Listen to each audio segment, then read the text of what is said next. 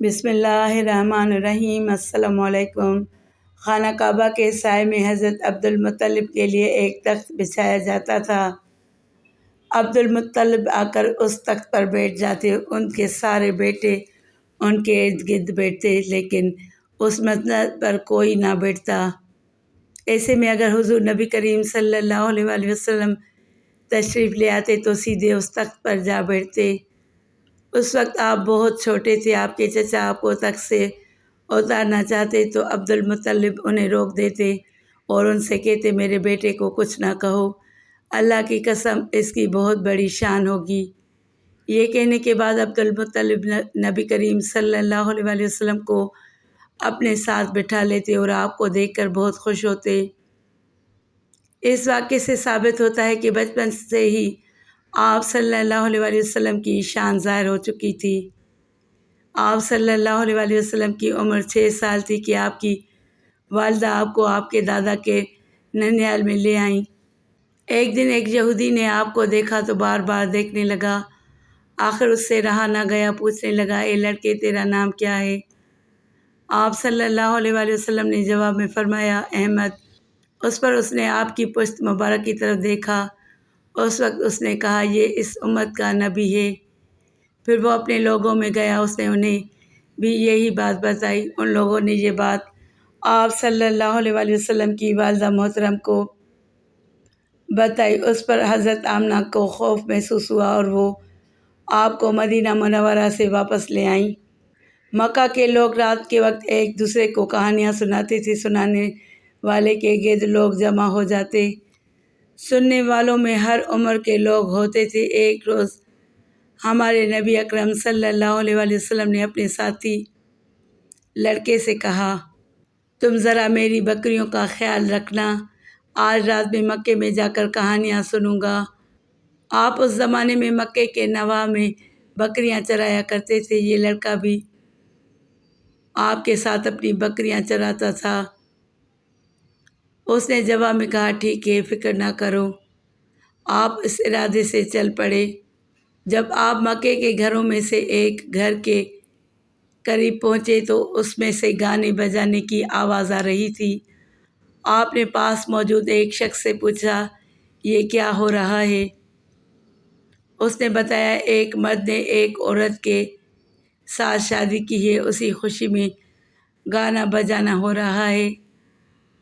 آپ نے جو ہی گانے کی طرف توجہ دی، آپ کو سخت نیند آ گئی اور آپ سو گئے۔ صبح سورج نکلنے پر آپ بیدار ہوئے اور اٹھ کر اپنے ساتھی لڑکے کے پاس گئے۔ اس نے جب رات کی تفصیل پوچھی تو آپ نے اسے بتا دیا کہ کیا ہوا تھا۔ اس طرح ایک اور دن آپ نے اس سے فرمایا، تم آج رات میری بکریوں کا خیال رکھنا، میں مکے میں جا کر کہانیاں سنوں گا۔ اس نے کہا، ٹھیک ہے۔ آپ مکے کی طرف روانہ ہوئے۔ پہلی رات کی طرح آپ کو پھر ایک گھر سے گانے بجانے کی آوازیں آئیں، لیکن جو ہی آپ نے اس طرف کان لگانے چاہے، اللہ تعالیٰ نے آپ پر نیند طاری کر دی اور صبح سورج نکلنے پر آپ کی آنکھ کھلی۔ آپ فرماتے ہیں، اللہ کی قسم، پھر مجھے دھوپ ہی نے اٹھایا۔ آپ اپنے ساتھی کے پاس واپس لوٹ گئے۔ اس نے پھر رات کی کیفیت کے بارے میں پوچھا تو آپ نے ساری بات بتا دی۔ آپ صلی اللہ علیہ وآلہ وسلم ان دو واقعات کا ذکر کرنے کے بعد فرماتے ہیں، اللہ کی قسم، اس کے بعد نہ میں نے کبھی ایسا ارادہ کیا، نہ میں اس طرح کے کسی کام کے لیے دوبارہ گیا، یہاں تک کہ اللہ تعالیٰ نے مجھے نبوت کا اعزاز بخشا۔ ایک مقام پر کچھ صحابہ کرام رضوان اللہ تعالیٰ علیہم اجمعین آپ صلی اللہ علیہ وآلہ وسلم کے ساتھ تھے۔ وہاں پیلو کے درخت تھے، ان پر پیلو لگے ہوئے تھے۔ صحابہ کرام رضوان اللہ تعالیٰ علیہم اجمعین پیلو توڑنے لگے۔ آپ صلی اللہ علیہ وآلہ وسلم نے دیکھا تو فرمایا، سیاہ پیلو توڑو، وہ زیادہ خوش ذائقہ ہوتے ہیں۔ صحابہ کرام میں سے کسی نے پوچھا، یا رسول اللہ صلی اللہ علیہ وآلہ وسلم، آپ کو یہ بات کیسے معلوم ہے؟ کیا آپ بکریاں چراتے رہے ہیں؟